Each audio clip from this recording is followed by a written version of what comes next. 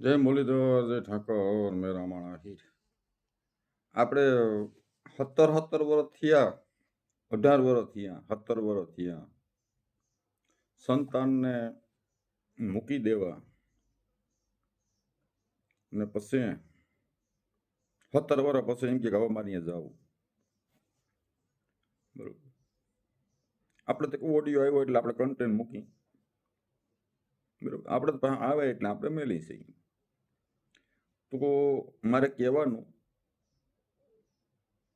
અમુક આ સામાજિક કાર્યકર જે ઓડિયા મૂકે ને કદાચ આ ભાઈ ફોન કર્યો હોત તો તમે શું કે તમારો જે સ્વભાવ છે તમે શું કે એ રંડું હોય એમ બોલત ને સાંભળો આવે પાછું રડવું. 17 વર્ષ સુધી નથી દીકરા યાદ આવ્યા, નથી ઘરવાળો યાદ આવ્યો. તમે હું ભાંગી નાખું છું જ્યારે તમે ઉપાધિ કરો માં કઈ હું તમારે હારે છું પણ બાપુ મને એમ કીધું કે તારા આખા જગત ની માં બનવું કે એકની માં બનવું. મારા ભાઈ ને બીજું કરાતા મને ન કરવા દીધું. મારા ભાઈ નથી, મારી કોઈ હું આવરો જાવરો નથી મારી ગઈ. તારે બોલે જવાબ નથી જતી. મેં તો ભક્તિ દસ્તો પકડી લીધો. હાલો, આ ભક્તિ કહેવાય. વા આશ્રમમાં કોઈક આપણા બાપુ છે એની કોઈક 12 વર્ષ સુધી આને આશરો દીધો, ન્યા પણ આની બદનામી કરી. વિચારતા કરો તમે. આને નથી જે બાળકોની માં ના થઈ હોય, સંતાનની ના થઈ હોય, પછી આશ્રમમાં જઈને ભક્તિ કરો તો એ ભક્તિ નકામી છે.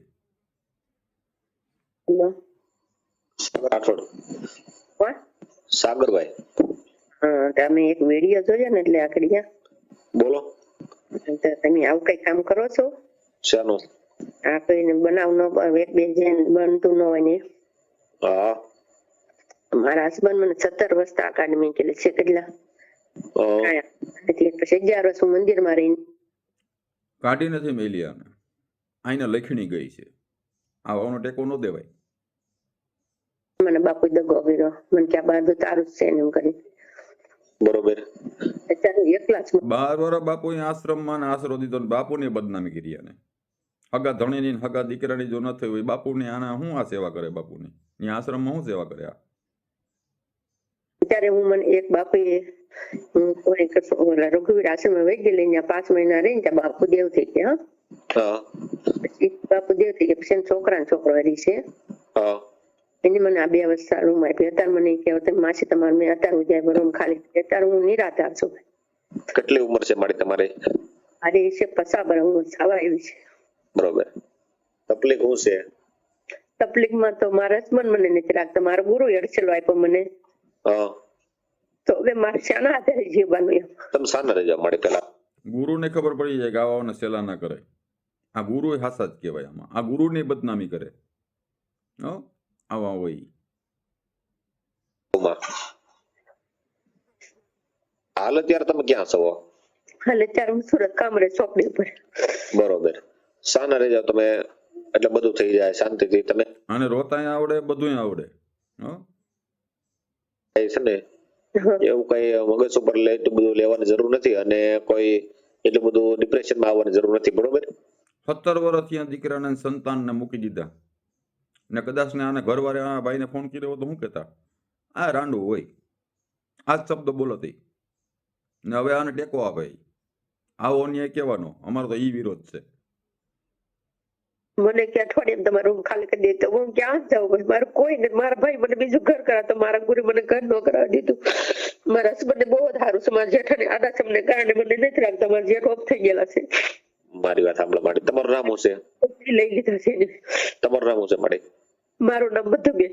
મધુબેન. હા, તમે લગ્ન કર્યા હતા તમારા હસબન્ડ એને કેટલો ટાઈમ થયો માડી? મારે 94 સાલમાં છતાં પહેલા મહિને 25 તારીખ. બરોબર. કેટલા વર્ષ સંસાર આલ્યો? હમણાં મને 11ની સાલમાં મને કાઢી મૂકી. 11 ની 10. બરોબર. તમે કાઢી મેં ક્યાંક તમે વૈયા ગયા માડી? સચ્ચે કહેજો. એટલે હું છે મને કેસમાં ખબર પડે લડવાની એમ. મને કાઢી કેસમાં કેમ મોટો અધિકારી હોય મને કેસમાં ખબર પડે.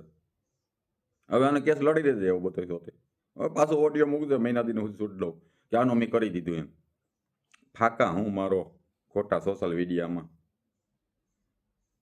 તો મને ઈ કે 2 દિવસના બાને મને તાર બાપાને મને મળવા નહોતા જવા દેતા ભાઈ.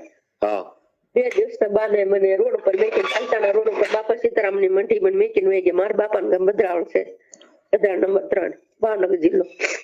હા ને સાસરી બાજુ છે પાસપીપળા ત્રાબજની બાજુમાં. બરોબર. ને મેં અહીંયા નંદાવ ગામમાં હું કોસમ બાપા હે નંદાવ ગામમાં હું રહેતી ને આમાં જમીન લાટ છે ને મકાન છે. મકાનના તમે બીજા ઓલા વૈયા જાવ તો પછી કદાચ એવું બને. નહીં હું ક્યાંય નથી ગઈ ભાઈ, મારે કોઈ સંબંધ નથી. મેં તેને લેબોરેટરી કરવા મેં કીધું તમે તમારી લેબોરેટરી કરો.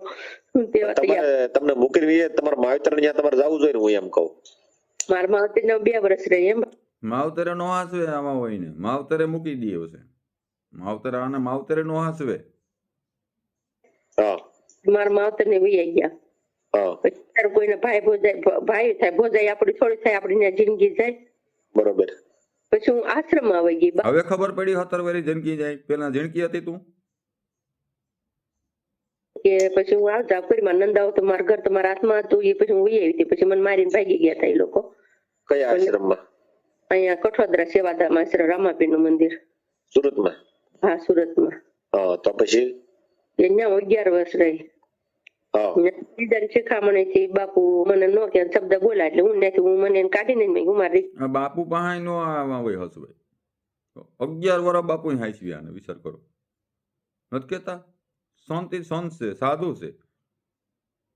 કોઈ ભલું ના થાય ત્યારે સાધુ ભલા થાય. અને આ એનું આ અપમાન કરીને આવી છે. મારે સહન ન થયું એટલે હું નથી નીકળી ગઈ. હા નીકળી ગઈ. મારા ઘર તો હતું મારા નંદામાં. હા મારે ઘેરે વહી ત્યાં ખાવું એટલે હું દેશ મજૂરી કામ દેશમાં કરવા વહી જતી. લાઈવ નું ખાતી નંદા ગામમાં. ઘણી જમીન છે 100 વીઘા જેટલી છે. નામ ઉપર નથી મારા જેઠના છોકરાનું નામ ઉપર માં જેઠાડી તો એમ મારું એમ કેવું.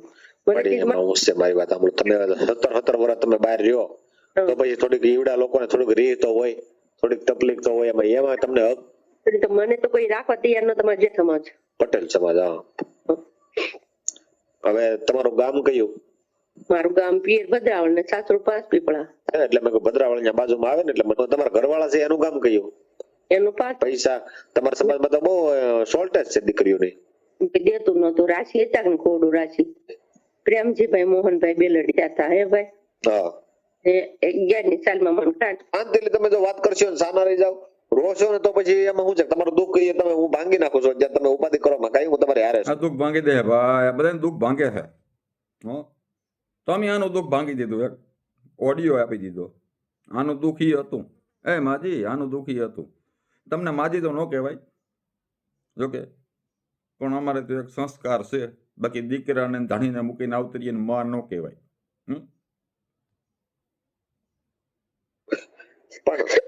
બાપુ મને એમ કીધું કે તારા આખા જગતની રડવા દો 17 વર્ષથી આમ નામ. હવે એના દીકરા યાદ આવ્યા 17 વર્ષ રડવા દો. હું એકની માં મારા ભાઈ મને બીજું કરાતા પણ ન કરવા દીધું. મારા ભાઈ નથી મારી કોઈ હું જાવડો નથી મારી ગઈ. હોય ને તો રૂપાલદેર માલદે સંસારી ભક્તિ કરી નહીં. જેસલ જાડેજે તોરલે સંસારી ભક્તિ કરી માડી. તો એ સંસારી ભક્તિ એના તોલમાં તમે એના તોરો રૂપા દે માલ દે એના તોરમાં તમે તોરો છો. બુડી મરો. એવું નથી કે આપણે તમે આજે તમારા દીકરા નામ શું છે માડે? મારા દીકરા મોટા નામ સુહાગ નામ છે વકીલ છે ને નાનો છે હાર્દિક છે કેનેડા છે. બરોબર. તો બોલો આવા દીકરા છે વકીલ છે બીજા કેનેડા છે છતાંય આ એની ના થઈ. વિચારતા કરો આ માં કહેવાય. તમારા બહાર છે એમ ને? હવે આપણે એનો ઘરવાળાનો સાંભળી થોડું. મારા બાળકોનો 11 પાડિયા કડોદરા. હાલ અત્યારે તમે કામ રહે તો વાત 1-2 મારે એમ કે ને આટલું કરી નાખ્યું. નહોતું ભાઈ પણ પોલીસ વાળે કાંઈ વાંધો જે થઈ ગયું બરોબર. હું તમને છે ને એના પડી મને ખાવું. તમે તમારા ઘરવાળા નંબર પેલા ગામ કયું? હા બોલો. પેલા ગામ કયું? હા શું ભાઈ મજામાં? હા મજામાં. બોલો કોણ બોલો? હું સામાજિક કાર્યકર સાગરભાઈ રાઠોડ બોલું છું મહુવાથી. મહુવાથી? હા હા બોલો બોલો. હવે આપણે બે દીકરા છે તમારે, એક હાર્દિક નામનો દીકરો છે અને બીજા દીકરાનું શું નામ છે આમાં લખેલું છે? સુહાગ. હા અને હવે તમારા ધર્મપત્ની ક્યાં છે અત્યારે હાલ? એ તો મને ખબર નહીં. ખબર ક્યાંથી હોય? મૂકીને 17 વર્ષથી હવે ગયા ભાઈ, ખબર હોય? બોલો, આ તો બાપ હારો દીકરા મોટા કરીને એને કેનેડામાં એકલા વકીલ બનાવ્યા. વિચારતા કરો, આ બાપ કે ને.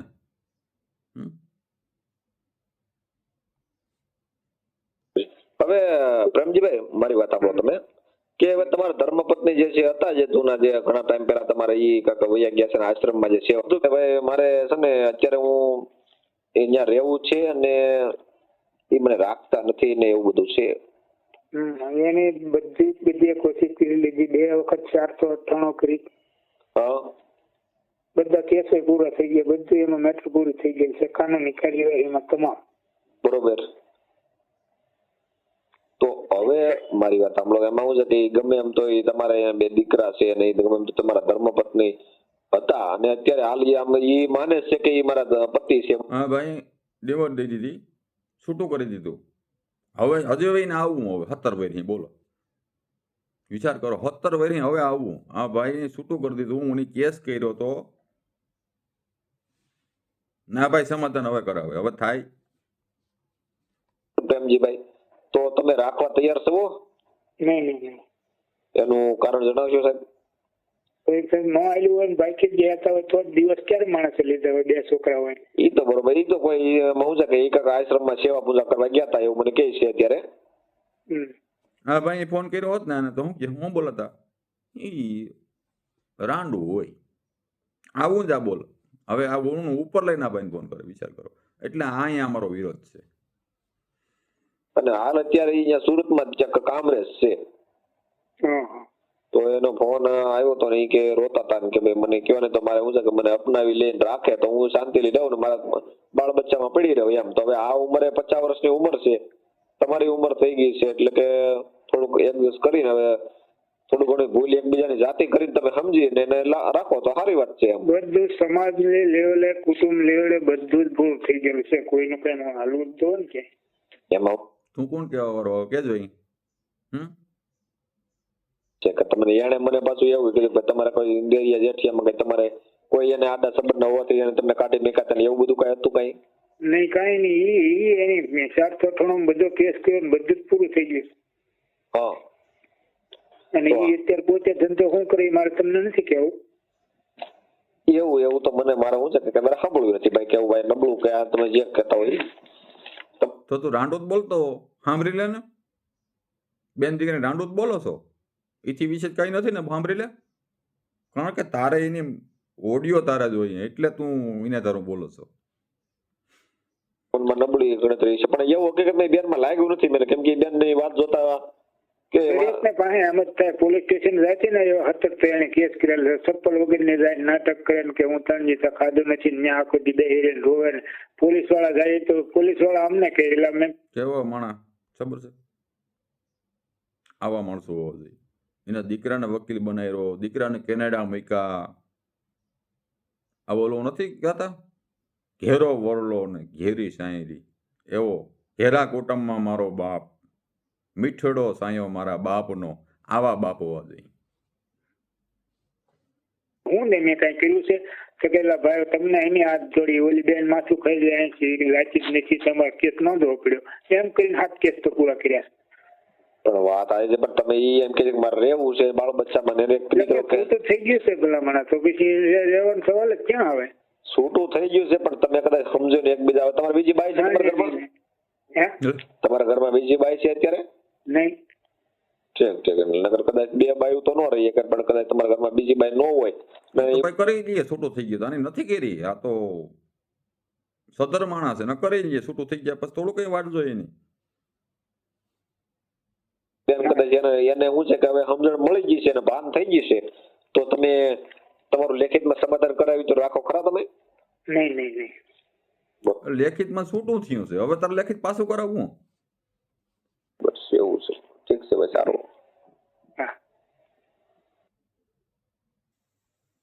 બોલો ભાઈ, આવા બાપ હોવા જોઈએ. આવા બાપને લાખ સલામ કરાય કે દીકરા મોટા કરીને વકીલ બનાવ્યા, કેનેડામાં એકલા, માં 17 વર્ષ ત્યાં વહી ગઈ. આને મોહ ન કહેવાય, માં કહેવાય આને?